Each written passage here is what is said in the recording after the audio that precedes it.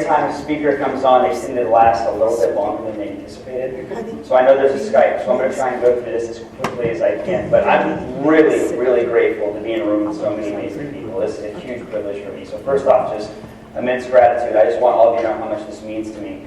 And the intention that I have with the amount of time I am here with you is not just share my story about some of the results that I've done in the business world, but I want to give you a perspective through the eyes of a millennial, through the eyes of someone between the age of 1980 to early 2000s. And the reason why I want to do that is because in the next 6 to 7 years, 75% of the workforce is going to be millennials. And show of hands, anyone has a business? May be potentially beneficial to know that segment because right now, annually, $1 trillion a year is being spent by that age group. So I figured, why not use my story as that narrative? So let's see if this is working. Okay, perfect. So the first thing that I began to realize is that I learned this stuff a little bit earlier than the average person, but I didn't know that I had it down yet. So it was a process for me to get this. But growing up, I watched my dad, fortunately, be able to work from home. So it seemed natural in that environment to just work from where? Right, just work from home, go through that routine. And so very early on, I began to understand that the principles of business functionally seem very easy if you look at it from an outside perspective, right? You have managers, you make the managers feel motivated, they begin to grow the business, profits are created. But emotionally, it can be incredibly challenging. And the inner manager comes into play. But when I was going to school, I went to school in a really, really rough area, University of Hawaii. So, and you're probably wondering, what am I doing? I was a Division I athlete. Actually, we got an NCAA in cheerleading. So I was actually a cheerleader. And I'll make a deal with you guys. If you guys stay involved with me for the time that we have, I'll do something special for you by the end of this time we have together. So just remind me, and I promise you I'll do something kind of fun. But I'm going to try and be quick. And although it looks like I was having a blast in this place, going to school in Hawaii, living free, to be completely transparent with all of you, I had something that was deep down inside of me that was very painful.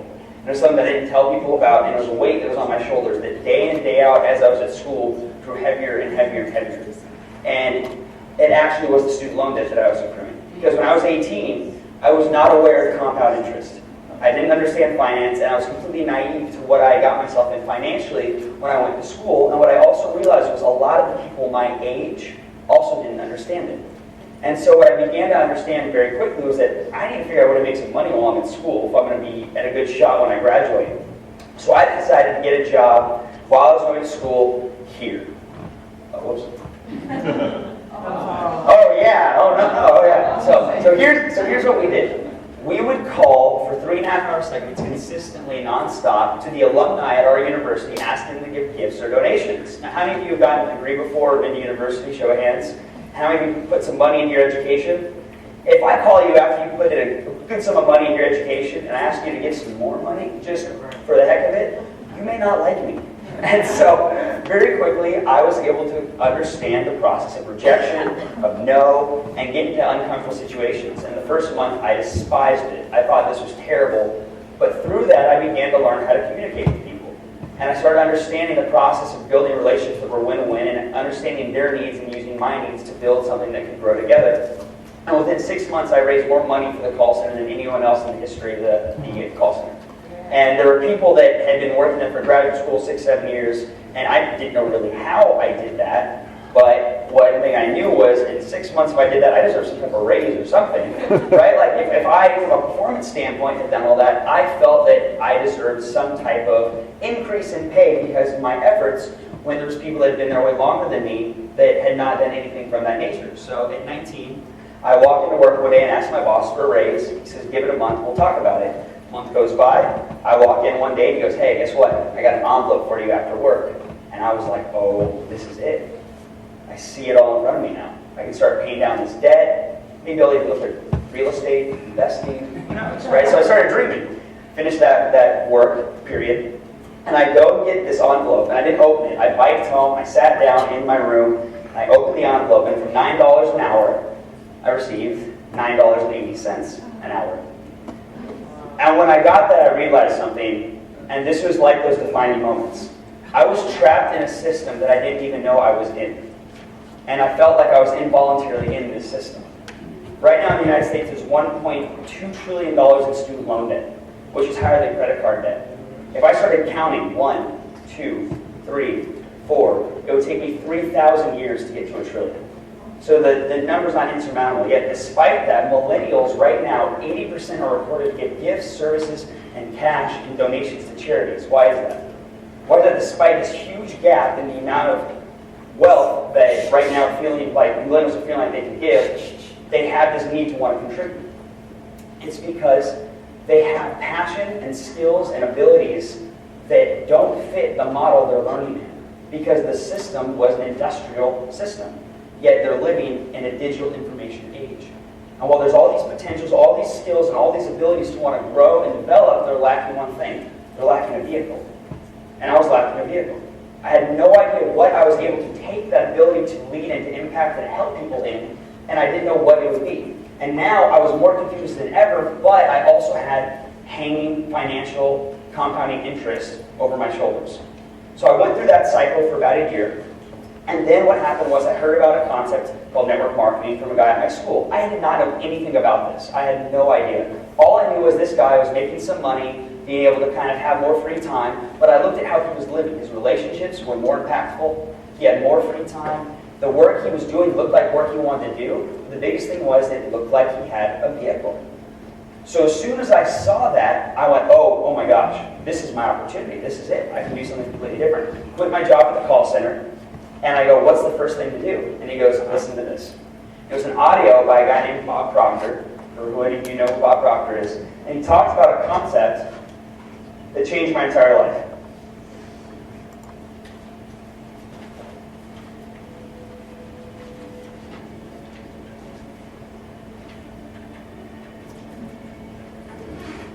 Self.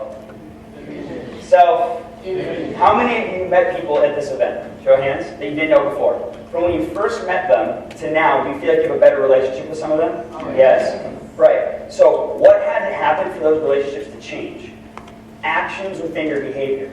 So you had to change certain actions within your behavior, and as different actions began to take place, the way you perceive those people began to change. Well, how do you change the way you perceive yourself? The exact same thing. Daily actions in your behavior. And at the time I didn't understand, just like I viewed other people, I'm viewing myself in a certain way, but I didn't know that I could shift that. And so when I started this business, I had a tiny little team that was growing to the Northwest, where I'm from in Seattle, but I was going to school in Hawaii. And I had just gotten admitted to the business school early, and I was down this path that looked like it was the right path for me to go through, yet deep source, energy, that spiritual connection, whatever you want to call it, said there was something else that I could do, but it wasn't the traditional route. And I didn't have the belief level in myself, the self-image, to jump into building this business full time, because I was afraid. So what I realized was I had to take some type of action in my own behavior to change that self-image. And how I did that was I did an actual daily exercise that was physical, mental, and emotional, and even spiritual, and I went here. So every night I would run as fast as I could to Waikiki Beach in Honolulu, and the whole time I wasn't alone, I was listening to Bob Proctor. So I literally felt like my mentor was running with me the entire time. And I would get exhausted, go there, and I would dream of just unlimited possibilities, but I would feel total immersion in the process. And I began to start shifting the way I perceived myself. And so I did it. In my junior year, I jumped. I took this leap out of school, still had a lot of loans, a lot of debt. I said, I'm going to do this business full time. I told Dad said, follow your passion, follow your heart. So I go back to Seattle, pack up all my stuff, drive to Oregon, write a tiny team, and I show up to this place. Storm, thunder, rain, dark. The people that I was going to move in with my team weren't even going to get there for a week. Unfurnished house. And I walk in to this house by myself in a town I'd never been in a state I'd never been in. It's a thunderstorm. I was in Hawaii for 3 years earlier, and I just dropped out of college. And I went, what the heck am I doing? And so my advice for all of you is, when you feel like you shifted your self-image, right, and you've got the right path, is to, I'm going to be fast, expect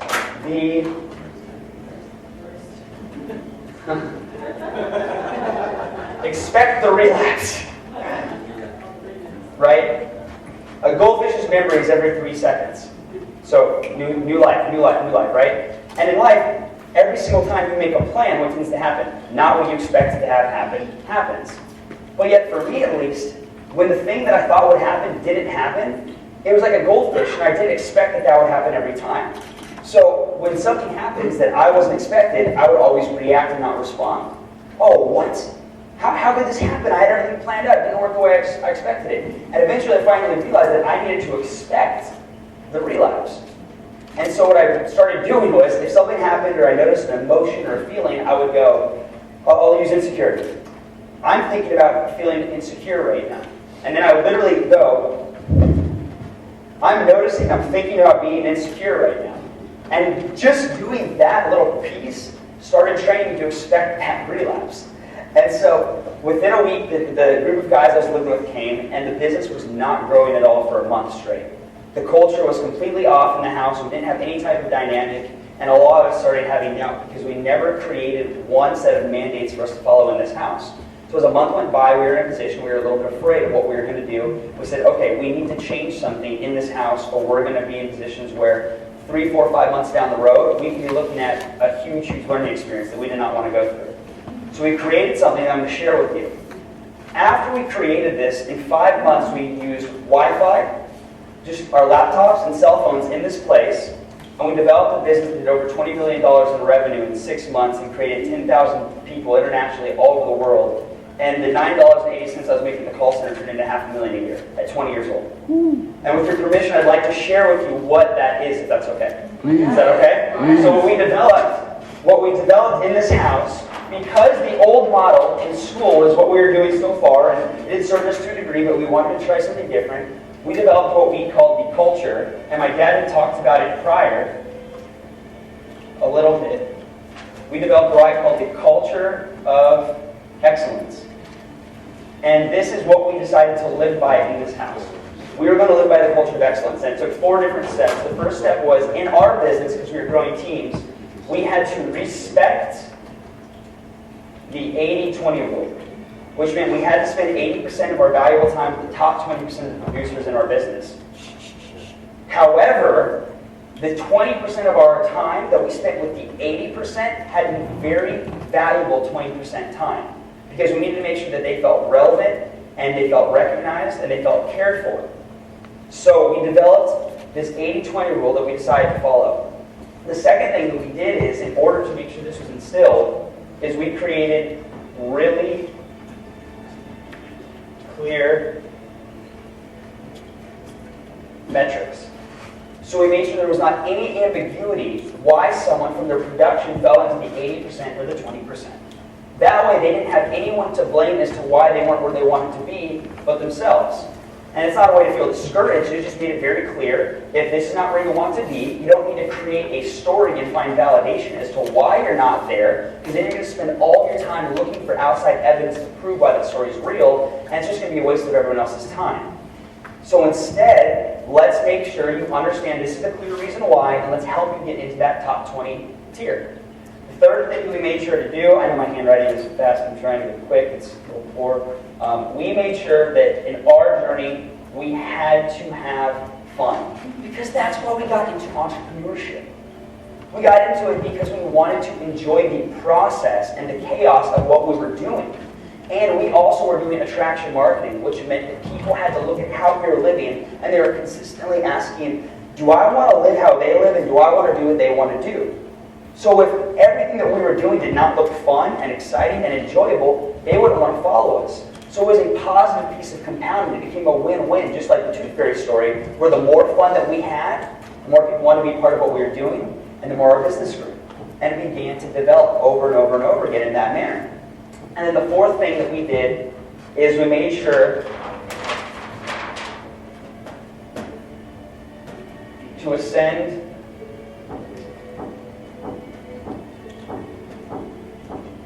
the 4 pillars. Ascend the 4 pillars of leadership. Okay? So we made sure that everyone in our business understood these 4 pillars and were consistently working on ascending through those 4 pillars of leadership. So, how important is it to have relationships in your life, right? It's everything. In your business, in the people you communicate with. Relationships are some of the most important aspects to building rapport, making sure people don't just feel... I'm going to just do the questions after. Oh, yeah, sorry, I'm going off. Of course, absolutely. So, what we realized was if we wanted to increase the relationships with the people that we worked with, we knew the fastest way to do that was to create trust. But we spent a little bit of time going, how are we going to build trust with people? Like, what's the fastest gap to get someone that may not know us too well to get to a point where they trust and respect us? Vulnerability. Getting vulnerable with people and opening up to them and letting them understand our insecurities, and also that we owned our insecurities about ourselves, gave them permission to do the exact same with their own insecurities. And when we started creating more vulnerable conversations with the people that we wanted to do business with, it started building a really beautiful bridge of trust between each other, and the relationships began to get so intact that we could tell people things they didn't always want to hear, but we knew that it was going to be the betterment of everyone as a whole that they hear them. So it allowed people to not just hear, but allowed them to listen. And what that then flowed into, once we focused on the value of relationships, is what that did was, oh, the entire marker fell away. Sorry. It's all good. Okay, was...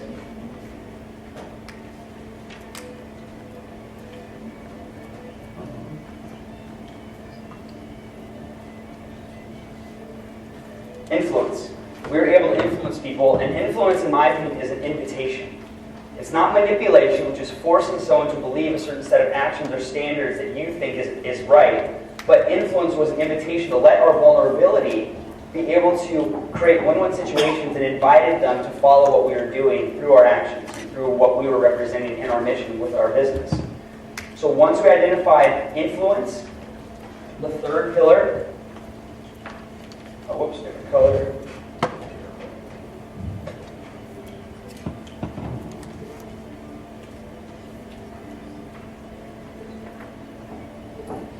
Was the skills.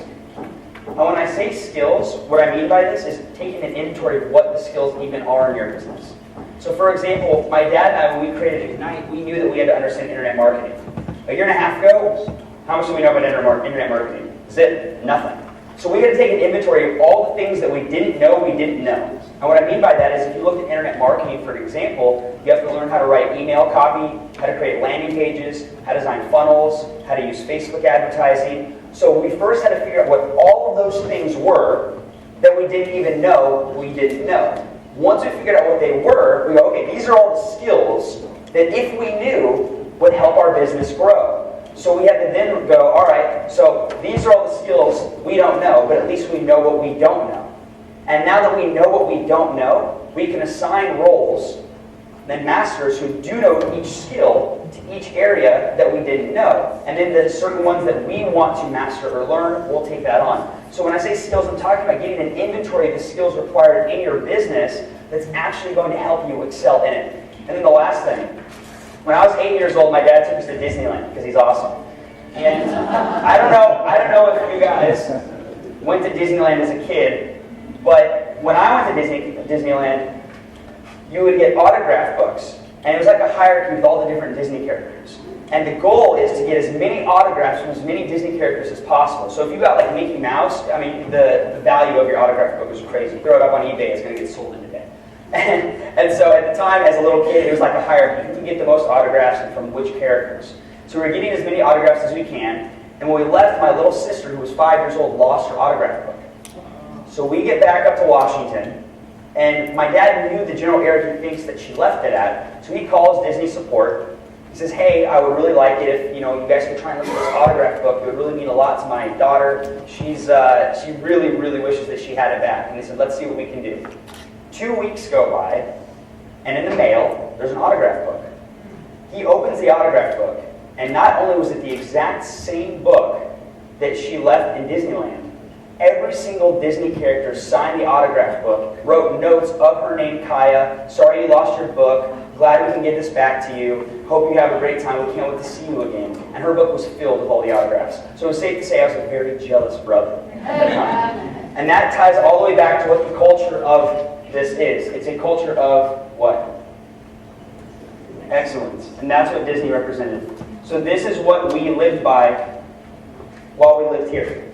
So, after that growth happened, I got invited to speak at the annual convention for this company. Now, at the time, the largest group of people that I talked with was probably this group like right here. And if it was any bigger, it was on a computer. Well, at this event, I was supposed to talk to a group a little bit bigger than that segment. It was 15,000. Because I became the youngest top income earner in the whole company. And I was really, really scared. Because I was like, oh, how am I supposed to give this talk? So I get all the way to Vegas. I walk in and I see how many people are there. And the CEO wanted me to give a talk about how I did what I did in a short period of time. And for me at the time, I felt like if I talked to the audience with that speaking topic, it wouldn't give them as much value if I talked about the dips and the pieces that were hard and went into the parts of my story that were much, much more difficult. But then I thought, I had this huge inspiration to give a talk about a man named Buckminster Fuller, who was my hero, and talk about his dips and the things that he went through when he was in that transition period in his life, finding out his own identity, and he lost his daughter, and that whole route. So I had this huge connection to source to give this talk about Buckminster Fuller. But if I wanted to get the approval of the CEO, who had me in a great position, and do what was expected of me, I would have to give a talk about myself. But something was calling me to do something different, and I couldn't decide what to do. So literally 10 minutes before my talk, I'm backstage, I'm looking out at this arena of people, and I decided to call my dad. And I go, Dad, what was the story you always talked about Bucky? I know it kind of, but what's the whole story? And he goes, why? I go, well, I'm going to share it at an event. He goes, well, when do you talk? I go, in like 7 minutes. How many people? Oh, like 15,000. And he's like, are you serious? So he runs through the talk very quickly. It's like a brief summary. I go, okay. I hang up, and I'm still trying to decide what I should do, if I should do this talk or not. And I remember walking on stage, looking out in the crowd, and guess who's first row looking right at me? Bob Proctor. Bob Proctor, the person that I listened to shift my self-image, is literally staring right at me. And I took a deep breath, and I did this entire speech on Buckminster Fuller and the impact he had on my life, and his resiliency, and what he went through to get to where he was, and all the dips in his life that defined his character. And everyone gave me this standing cheer, and they loved it, and I got all these great acknowledgments from it when I'm on stage. So how did I feel, right? First talk, felt really good. Okay. And as I'm walking off the stage, the CEO of the company brings me in and he says, always follow my rules. And I just got, boom, hit with discouragement. And as I'm walking down the steps, I'm thinking, I shouldn't have done that. That was so stupid. Why did I do that? Gosh, man. And I see an arm raise as I'm walking back to my seat. And it's Bob Proctor's arm. And he signals me to come over. And time slowed down. Okay. I go over to Bob Proctor, and he brings me in close, and he says, that was one of the most marvelous talks I've ever heard. And I want to stay in touch with you. Here's my contact info. Let's make sure that we stay in touch and keep our relationship. And when I walked from that instant to my seat, and I sat down, I felt for the first time in life that I had a vehicle, and that I was enough. And what I realized was, it's impossible, at least for me,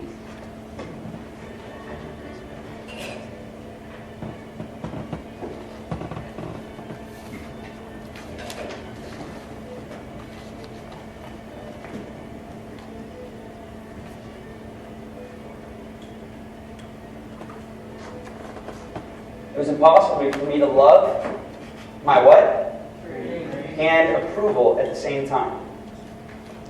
Because if I was spending all of my time wondering how people were going to think of me, I wasn't going to spend any of my time working on my dreams of who I was. And what I began to realize, a huge distinction in my life, was that all the time I was spending thinking what other people thought of me, I realized that people really aren't spending all their time thinking about Darik Alexander in the first place because they're so worried thinking about themselves and their life. I mean, I doubt every person 24 hours a day is going, I wonder what Darik's up to right now. What are we doing? But that was really liberating for me because I realized I could focus on not the approval of others, but on what felt connected with Source, and follow the excitement at any time without the insistence of any result being to be anything other than the result that was just going to take place. So when that happened, it was a really, really big turning point because what Bob did was he gave me a platform to believe in myself. So just show of hands if you have people that you work with on a daily basis who you've been working with for a long time, right? And now some of you probably get really used to their presence every day. Well, when I got off stage and the CEO said that to me, I felt very discouraged. I didn't feel like I should speak again. I didn't feel like I deserved to be on the stage. If Bob didn't raise his hand and say that to me, I never would have known that I had a gift and maybe some potential to do this as a full-time thing. Because this is my soul. This is what I love more than anything in the world. So believing in someone is really easy to do. It's so easy to recognize someone on your staff or on your day-to-day basis for their efforts, the maids that are cleaning our rooms. It's easy to do, but it's also easy not to do. It's so easy to neglect that, to dismiss it, and to completely forget it. And if Bob didn't do that, I don't know if I would have continued doing the stuff that I love doing now. I have no idea where my life would be. So it was a reminder to believe in people when you wonder if you should or shouldn't, just do it. Got it, thank you. So, for the next 4.5 years, I traveled the world speaking and building this business. And one day I was in Los Angeles and I get a call that through one of the products of the company, it completely shut down overnight. The whole company folded. So I've been doing this for 4.5 years, business was growing, everything's skyrocketing, and the whole company shut down. So, the relapse was real. The relapse was big. And I was at a huge turning point in my life because I lost my vehicle, and this was my vehicle. This is what gave me joy. And I didn't know where to go from this point in my life. And so, because at the time I thought that I lost everything, although really it was from a material standpoint, I moved in here in LA. And when I say I moved in here, I didn't move in the entire apartment. No, see the living room? That was my room. That was my office. So I lived with my buddy in a one-bedroom apartment, and I slept on his couch for over 6 months, trying to figure out my next transition. And even though I could feel really depressed, I decided it was a sign for me to take a deep rest. So instead, I viewed it as a sign for me to take a deep rest and really value what I think is important in my life. And so through that transition, I started thinking about wealth in general, and I think that over this entire event, everyone's definition of wealth has been different. But what I've noticed from the people my age group that I've talked with is our perception of wealth that we've really defined is sort of like a wheel. When you look at a wheel, obviously, the goal is for it to run smoothly and be happy. In this wheel, you have different spokes. And if at any point one of the spokes is not working, what's going to happen? Oh, sorry. These markers are brutal. You're going to have a learning experience. I know that's a crappy wheel. So, 6. Okay, so I started trying to define what that wheel was for me. And there's 6 different areas that I'll share with you that help me understand where wealth stood in my life. These are not in any particular order, okay? So, 1 is physical. You have to be present in your body, at least somewhat on a daily basis, whether that's exercising, whether it's meditating. You have to literally feel the breath coming in and coming out at different rates to feel like you're alive and remind yourself that you're here on this earth for a limited amount of time. The second was mental, which comes into your self-image, how you perceive you, the stories that you tell yourself, and how you can shift it. Here we have spiritual, which I view as your connection to source energy, that infinite intelligence that's within you, that's on a higher level, whatever it may be. Then, social. And I'm also talking about social media and the digital age, online, documenting your life, because we do live in a world where our grandchildren can see how we live. I think about this. My grandchildren will be able to see the things I'm doing right now, or the lack of things that I'm doing, and ask me questions of why I didn't do more. Jerry's dad has this many followers on Instagram. Why don't you? Not that that matters, but my point is, we can see now a documentation of how we live. So social, through your interactions and relationships, is incredibly important. And then last is, obviously, the platform that allows you to contribute on a higher level of impact, which is your business. So what did I lose when I was sitting on this couch? What I lost was my business. I lost the material that I viewed as valuable. So I kept looking for my next opportunity, and finally I got it. I got invited to go to New York City and start a new business in the energy industry. And I was going to work with some really, really powerful entrepreneurs to help revolutionize energy in residential homes. I was going to lead a sales team and have it grow. Cool, right? Seems fun? Yeah? Yeah, this is what I was actually doing. I was going to places like this. Knocking doors 9 hours a day, 6 days a week, trying to test a market of heating and cooling units. So we were going to sell these lower in-class homes, lower income homes. And this is what we were selling these homes. Furnaces and air conditioning units. So literally what we were doing was knocking doors 6 days a week, 9 hours a day, in freezing cold winter Buffalo. Has anyone ever been to Buffalo, New York? Don't ever go back. I'm totally kidding. But in the winter, it is cold, man. And what we were doing was knocking on doors in these homes in the lowest income areas, trying to get into their basements or into their attics to look at their energy efficient equipment and sell them newer equipment. So, in the process of trying to get my business back, oh, I forgot one of the, did I get up and need to? No, I didn't. I'm so sorry. Most important one, I've been moving too quickly, I apologize, is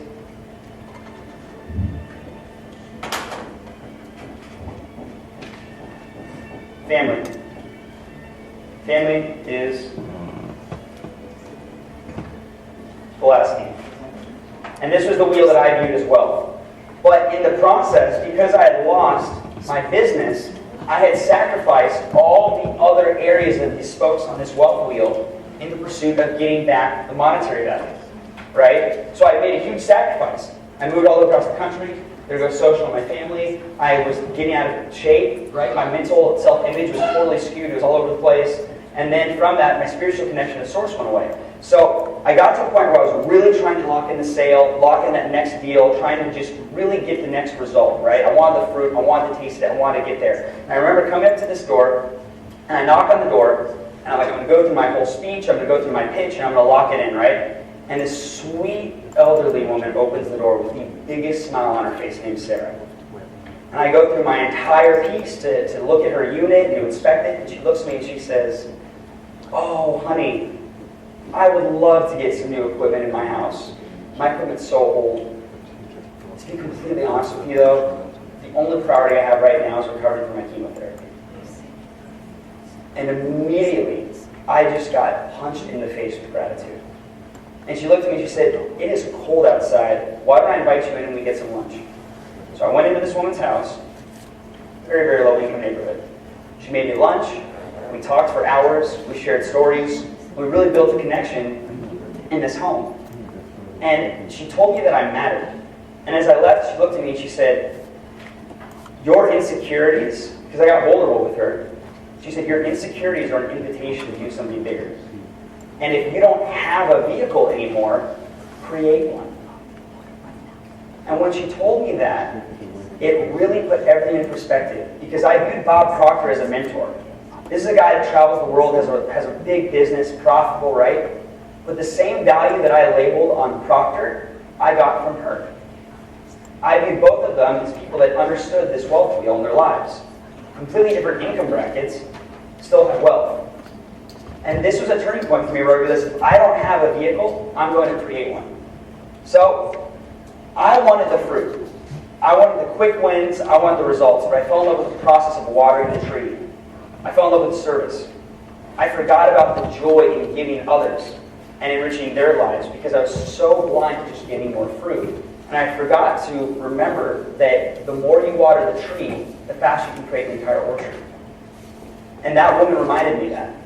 And so it made me realize I needed to create my own vehicle. So I call my dad and I go, "Dad, let's take our business to the next level. Let's reframe it. Let's create let's take the ancient teachings that you've learned from Buckminster Fuller in the corporate arena, blend it with the millennials and the people in my arena through sales and marketing. Let's tie it into one house to help these people grow." We've created lucrative events that we run all around the world, in Asia, here, and it's gone full circle because all I wanted was my arena back to feel like I had a vehicle, which is to speak in front of people on stage and feel like I made a difference. And I'm literally right now embodying the very thing that I believe gives me the most significance in my entire life. Look at you right now. And so, my point with this is that when I fell in love with the ability to serve on a higher level and forget about the fruit, everything else started to fall into place. And so, I know I promised you guys that I would do something at the end of my talk. I rushed it a little bit because I know I don't have enough time. So I'm going to do the thing that I promised you guys, and then I want to end on one quick exercise, and then we'll be done. Is that fair enough? Yeah. Sure. Okay, cool. All right, what I need is you guys to do me a favor. I'm going to pretend that your guys' tables are drums. I want you to start giving me a drum roll. Is that okay? Okay, drum roll, drum roll, drum roll. 3, 2, 1.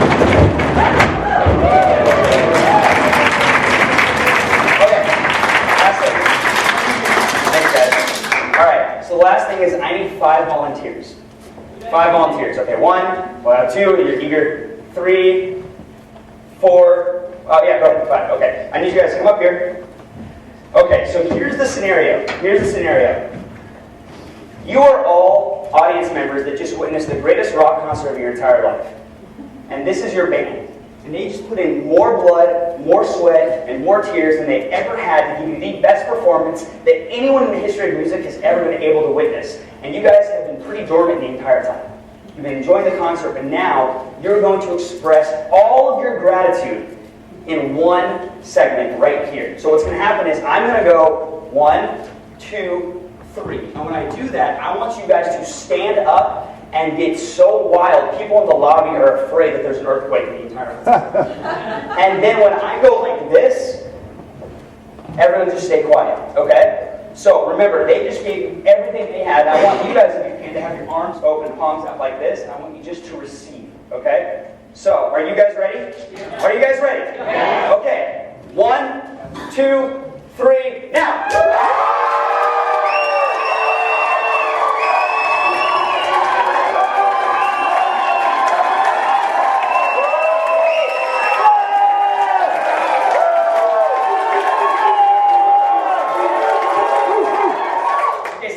Stay standing. All right. Now I want to ask, how did that feel? Does anyone want to say it? Like a rock concert. So how did that feel? It's amazing. Amazing. Felt amazing? I actually feel like a physical thing happening. Sure. It's amazing. Okay. I felt waves of the appreciation and the gratitude. Oh, it's beautiful. I don't want it to stop concert. So I want you guys to notice, okay, how beautiful did it look when they received the gratitude? Yeah. See how beautiful that looked? Yeah. Here's what I want to end on, is how beautiful all of you looked when you gave the gratitude. Yeah. And that's the process of watering the tree. And forgetting about the fruit, but fall in love with the ability to serve. I really appreciate the time, guys. Thank you so much.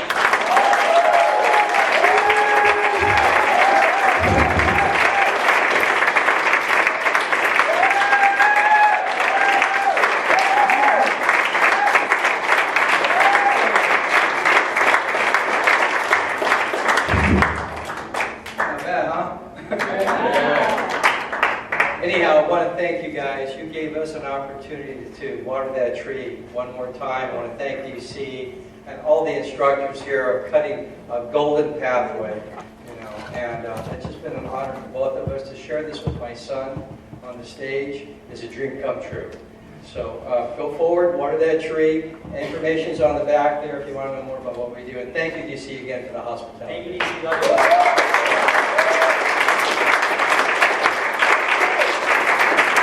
Okay, everyone. So just have a seat for 1 minute.